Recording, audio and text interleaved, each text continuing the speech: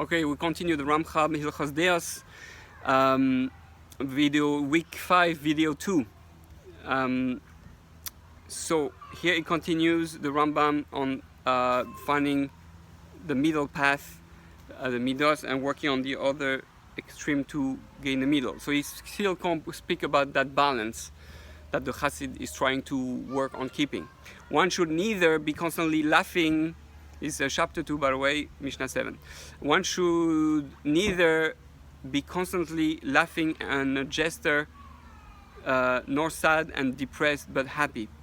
While our sages declared jesting and lightheadedness accustom one to lewdness. They also directed that a man should not laugh without control, nor be sad and mournful, but receive everyone in a friendly manner. Now, this, my friends, I think it's so important and so not done, and we should force it. Actually, the only one that I know forcing it on himself is Rabbi Riedi. I never saw anyone else forcing himself to do that in my life. Rabbi Riedi, he purposely smiles on purpose to receive you with and then it becomes that middle path. This is what you have. This is halakha. Halakha said, receive everyone in a friendly manner. When people see you, say hi, like with a smile, with something friendly. You should not feel cold. You should not feel like religious, that you're not important. Friendly, nice, with everyone, Jews and non-Jews. Similarly, he should not be greedy, rushing for wealth and possession, nor lazy and an idler from work. Rather, he should be of a good eye and limit his business endeavors so that he may occupy himself with Torah study. He should be happy with a little, which is his lot. He should not be quarrelsome, of envious temperament, full of desire, nor pursue honor. Your life should look simple. A bit of this, a bit of that, a bit of this, a bit of that, and balance. Our sages have said, envy, desire, and honor remove a man from life in this world. This general principle is that one should follow the midpoint quality of each temperament until all his traits are aligned at the midpoint. This is what is implied by King Shlomo HaMelech, Pales magal raglecha bechol derechecha yikonu. Make even the turning of your foot and make all your ways firm. Now, a person might say, since envy, desire, the pursuit for honor, and the like are a wrong path and drive a person from the world, that's going to speak about the bad chassidus, the bad PRISHUS, the negative PRISHUS we spoke about, that we should not do. I shall separate from them to a very great degree and move away from them to the opposite extreme. For example, he will not eat meat, nor drink wine, nor live in a pleasant home, nor wear fine clothing, but rather wear sackcloth and coarse wool and the like, and basically eat nothing, piece of dry bread with salt, just as pagan priests do. These two is the bad path. So when the Mishnah in Pirkei says bread with salt, doesn't mean that. It means just enough to satisfy you to be healthy. Sometimes it could be bread and salt. It depends on the person. But these two is a bad path, and it is forbidden to walk upon it behalakha. Whoever follows this path is called a sinner. Okay, this is halakha, guys. V'chiper alav ma'asher chata al hanefesh. Hamehalech beder zo nikra choteh. He's a sinner. Very scary. So someone decides to fast every day, you're a sinner.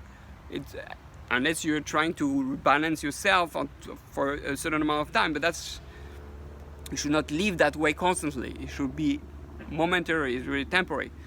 And how do we know that? It's a statement concerning the Nazir. The Nazir brings a korban chatas.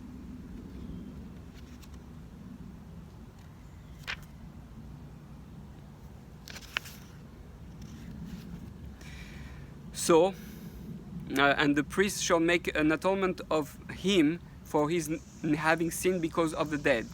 Our sages declared If the Nazir who abstain only from one requires atonement, how much more so does one who abstain from everything? Therefore, our sages directed man to abstain only from those things which the Torah denies him, and not to forbid himself permitted things by vows and oaths of abstention. Therefore, our sages stated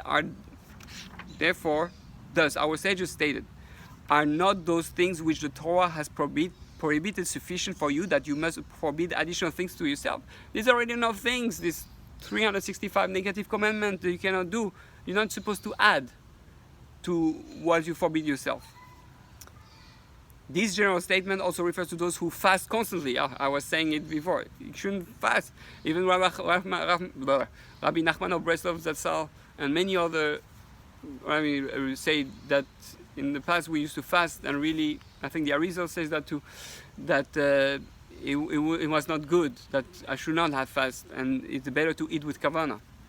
They are not following a good path, for our sages have forbidden a man to mortify himself by fasting. Forbidden. Of all the above, and they're like Solomon directed and say, do not be overly righteous and do not be overly clever. Why make yourself desolate? You're getting yourself in this war for no reason. And therefore, a person should direct his heart and the totality of his behavior to one goal, becoming aware of God. That's the goal. The way he rests, rises, and speaks should be directed to this end. Everything I do is for that purpose. So therefore, if I do something that prevents me from being aware of God because I'm suffering, but that's not the point. So that's the main thing. When involved in business dealings or while working for a wage, he should not think solely of gathering money. Rather, he should do these things so that he will be able to obtain that which the body needs: food, drink, a home, and a wife. Similarly, when he eats, drinks, and has sexual relations, he should not intend to do these solely for pleasure, to the point where he will eat and drink only for the sweetness of the palate and have intercourse for pleasure. Rather, he should take care to eat and drink only in order to be healthy in body and limb and serve Hashem. Therefore, he should not eat all that the palate desires like a dog or a donkey. Rather, we see here that when we speak about PRISHUS, the Ramchal says step 1 is food, and here you see how much he speaks about food. Rather, he should eat and that is what is beneficial for the body, be it bitter or sweet. Conversely, he should not eat what is harmful to the body. Halacha, eating unhealthy here, don't eat what is harmful for the body. I'm speaking to myself. Hamoilim laguf, even though it is sweet to the palate. For example, a person with a warm constitution should not eat meat or honey, nor drink wine, as Solomon has stated in the parable. The eating of much honey is not good.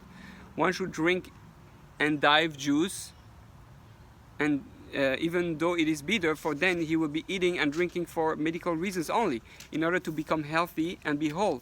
For a man cannot exist without eating and drinking. Similarly, he should not have intercourse except to keep his body healthy and to preserve the human race. Therefore, he should not engage in intercourse whether he feels desire, but when he knows that he requires a seminal emission for medical reasons or in order to preserve the human race. One thing he doesn't say here is for the mitzvah of ona, which is halacha, when your wife wants to have pleasure.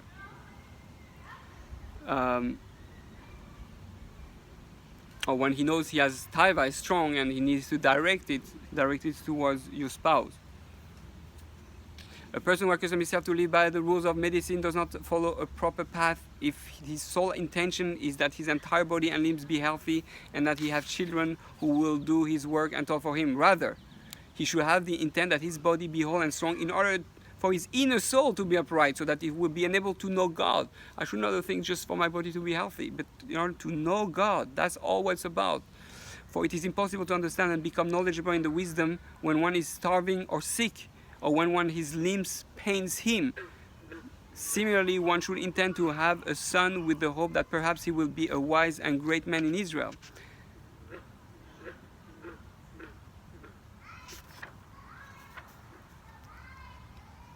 Right? So that's really what we have to understand. That's the reason why we do everything we do.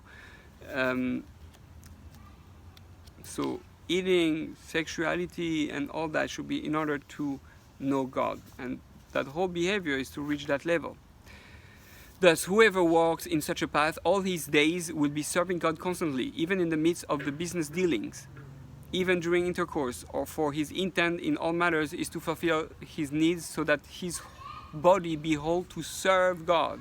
Even when he sleeps, if he retires with intention that his mind and body rest, lest he take it ill and be unable to serve God because he is sick, then his sleep is service of the omnipresent, blessed be he.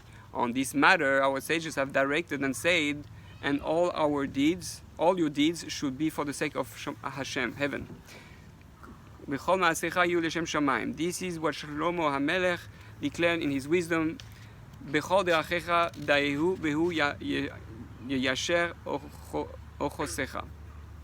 So that finishes the chapter 3, and that's what we do. So you always ask, why am I doing that? I'm going to eat. Why am I eating? I'm eating in order to have strength for my body. Why? So that I can serve God. Why am I going to sleep? I'm sleeping so that I can have energy to get to know God. Why am I having intercourse? I'm having intercourse to understand how to be one with someone and to give pleasure and to be selfless so that I can be one with God. And also have kids in order to bring continuation, and he may be able to be a light into the nations. Everything. Why am I exercising? I'm exercising to be healthy and strong so that I can spend more time serving God and be one with God.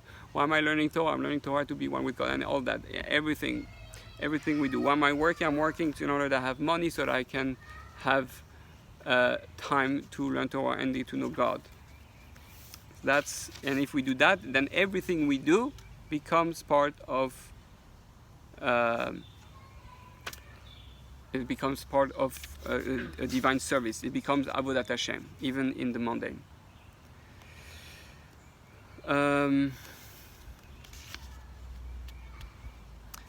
Now he continues a little bit. See, we have time. The whole first thing, so he starts with the body, how to have a healthy body, and the whole first thing is actually teaching you how to eat. The whole chapter just on eating, and taking care of your body, and that's halacha. So it's pretty powerful. And then he's bringing about sexuality. So it almost goes like the Ramchal. The Ramchal is so connected to the Rambam, it's incredible.